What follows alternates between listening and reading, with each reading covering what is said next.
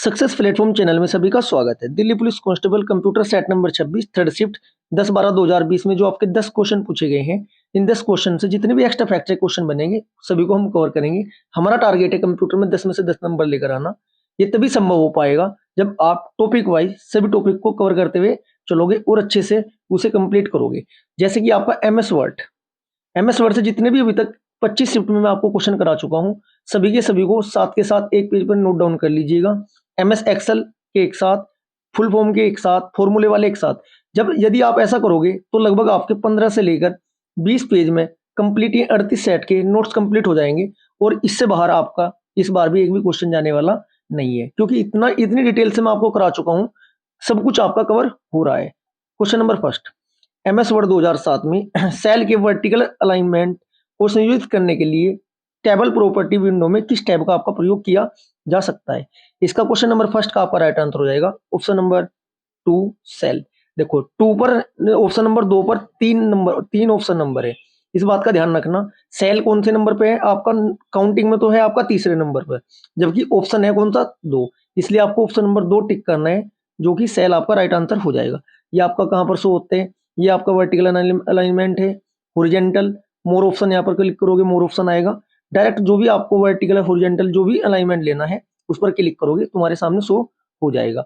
जो आपका MS word 2007 में है ना, सेल के वर्टिकल अलाइनमेंट को संयोजित करने के लिए ना टेबल प्रॉपर्टी विंडो के सेल टैब का यूज किया जाता है, इतना आपको पता होना जरूरी है। Next question, question number 2, MS Excel में निम्नलिखित फीचर्स में से किसका उपयोग सेलेक्ट की गई विभिन्न सेल्स को एक बड़ी सेल के रूप में मिलाने और नई सेल के में कंटेंट को केंद्र में रखने के लिए किया जाता है? क्वेश्चन नंबर 2 का आपका राइट आंसर हो जाएगा merge and centre. MS Excel में मर्ज एंड सेंटर का यूज ना सेल को एक बड़ी सेल के रूप में मिलाने और नई सेल को कंटेंट में रखने के लिए किया जाता है। डाटा को सेंटर किए बिना सेल मर्ज करने के लिए भी किया जाता है।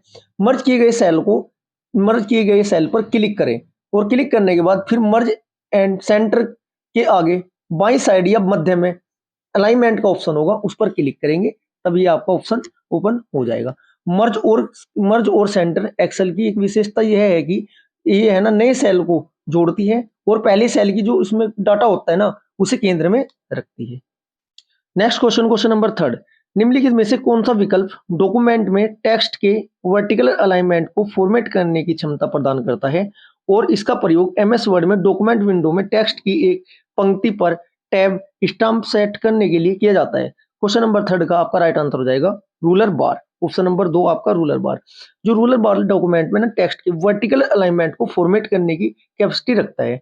एमएस वर्ड में डॉक्यूमेंट विंडो की एक टेक्स्ट की एक पंक्ति और एक टैब स्टैम्प सेट करने के लिए इसका यूज किया जाता है। एमएस वर्ड में डॉक्यूमेंट रूलर बार का यूज मापने के उपकरण के रूप में भी किया जाता है। ये आपको पता होना चाहिए, क्वेश्चन पूछा जा सकता है कि जो एमएस वर्ड है उसमें डॉक्यूमेंट रूलर बार का यूज इसलिए किया जाता है, मापने के उपकरण के रूप में किया जाते हैं। एक डॉक्यूमेंट के लिए इंटेंट टैब और मार्जिन की चौड़ाई संयोजित करता है। ये 2 ऑप्शन डायरेक्ट थ्योरेटिकल क्वेश्चन बन सकते हैं, ये आपको पता होना जरूरी है। क्वेश्चन नंबर 4, एमएस एक्सेल में तुरंत सेलेक्ट की गई सेल का योग, सम, गणना, औसत जैसी चीजें निम्नलिखित में से कहां पर आपकी प्रदर्शित की जाती है? क्वेश्चन नंबर 4 का राइट आंसर हो जाएगा option number A status bar. MS Excel में सेलेक्ट की गई सेल का use calculation, average status bar पर शो होता है। स्टेटस बार स्प्रेडशीट के नीचे आता है। कहां आता है स्टेटस बार आपका? ये आपका स्प्रेडशीट के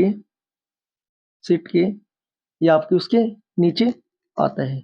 next question, question number 5, MS word 2007 में प्रिंट प्रीव्यू विकल्प में निम्नलिखित में से कौन सा विकल्प नहीं मिलता? क्वेश्चन नंबर 5 का आपका राइट आंसर हो जाएगा फॉर्मेट पेंटर। ऑप्शन नंबर ए। एमएस वर्ड 2007 में ना प्रिंट प्रीव्यू में क्या क्या ऑप्शन मिलते हैं आपके? एक जूम मिलता है, जून ऑप्शन मिलता है, ओरिएंटल विकल्प मिलता है, जबकि होम टैब के क्लिक बोर्ड पर ना cut, copy, paste, format painter का विकल्प मिलता है होम टैब में, जबकि प्रिंट प्रीव्यू में जूम ऑप्शन, ओरिएंटल का विकल्प मिलेगा। नेक्स्ट क्वेश्चन, क्वेश्चन नंबर 6, निम्नलिखित में से क्या सर्च इंजन्स द्वारा सर्चिंग के लिए प्रयोग किया जाने वाला टूल नहीं है? कौन सा आपका ये टूल नहीं है? इसका आपका राइट आंसर हो जाएगा ऑप्शन नंबर ए यूआरएल। यूआरएल है क्या? यूआरएल है ना, यूआरएल द्वारा ना सर्चिंग के यूज किया जाने वाला टूल नहीं है, जबकि इंजन सर्चिंग में सर्च एल्गोरिथम, कोलर और आपका इंडेक्सर, ये है ना, ये आपके क्या है, सर्चिंग, ये आपके सर्चिंग इंजन है। ठीक है। यूआरएल एक विशिष्ट प्रकार का यूनिफॉर्म फुल फॉर्म पूछी जाती है, यूनिफॉर्म रिसोर्स आइडेंटिफायर। क्या है आपका यूनिफॉर्म रिसोर्स आइडेंटिफायर, ये आपका है। यूआरएल की फुल फॉर्म पूछी जाएगी, डायरेक्ट यूनिफॉर्म रिसोर्स लोकेटर भी बोल सकते हैं इसको। ठीक है। ये है ना, डायरेक्ट इंटरनेट की संसाधन का पता लगाने के लिए यूज किया जाता है इसे ना। यदि पूछा जाए थोटी के लिए क्वेश्चन बन सकता है इससे, इसे वेब एड्रेस के रूप में भी जाना जाता है। पूछा जाएगा कि निम्न में से किसी एक वेब एड्रेस के रूप में जाना जाता है, उसका आंसर आपको यूआरएल लगाना होगा। Next question, question number 7। MS word के निम्नलिखित में से कौन से फीचर का प्रयोग किसी सिलेक्शन में सभी प्रकार की फॉर्मेटिंग को मिटाने के लिए किया जाता है, इसके बाद केवल सामान्य टेक्स्ट शेष बचता है। क्वेश्चन नंबर 7 का आपका राइट आंसर हो जाएगा क्लियर फॉर्मेटिंग। एमएस वर्ड में क्लियर फॉर्मेटिंग का यूज ना डिलीट करने के लिए किया जाता है, इसके बाद केवल नॉर्मल टेक्स्ट ही आपके शेष बचेंगे। क्लियर फॉर्मेटिंग ऑन के बाद ना टेक्स्ट पर लागू किए गए जितने भी आपके प्रारूपों को ये सभी को हटा देगा, इतना आपको पता होना जरूरी है।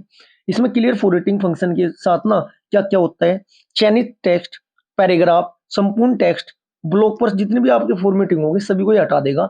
फॉन्ट का आकार, टेक्स्ट की विशेषताएं, बोल्ड, इटैलिक, जितने भी आपके ऑप्शन होंगे सभी के, जैसे उनमें बोल्ड हुआ, आपका इटैलिक हुआ, आपका कलर अप्लाई करना हुआ, इस पर एक साथ क्लिक किया जा सकता है और टेक्स्ट की ना अपनी डिफॉल्ट शैली में वापस आ जाएगा। इसके लिए इतना पता होना चाहिए।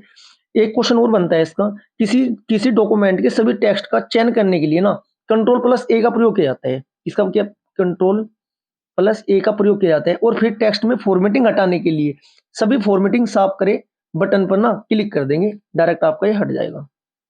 Next question, question number 8।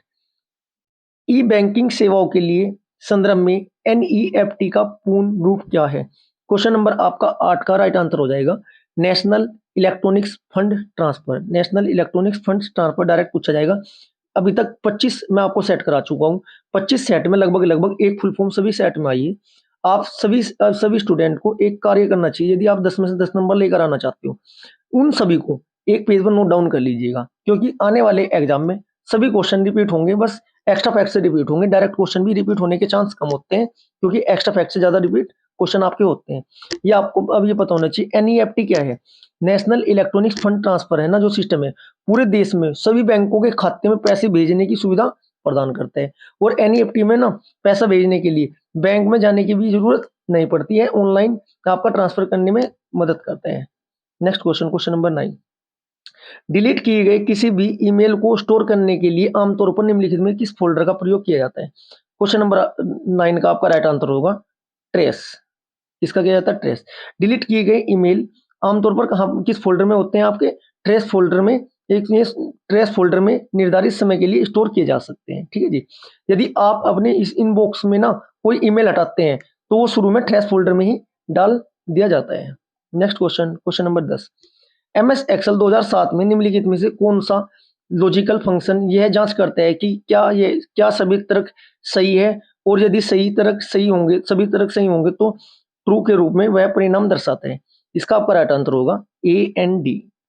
क्या होगा आपका? एंड। एमएस एक्सेल 2007 में ना लॉजिक फंक्शन यह जांच करता है कि परीक्षा में सभी सत्य है। तार्किक, जैसे आपका तार्किक बोल तो लॉजिकल कार्य में ना कौन सा फंक्शन यूज होता है? आपका एंड फंक्शन आपका यूज होता है।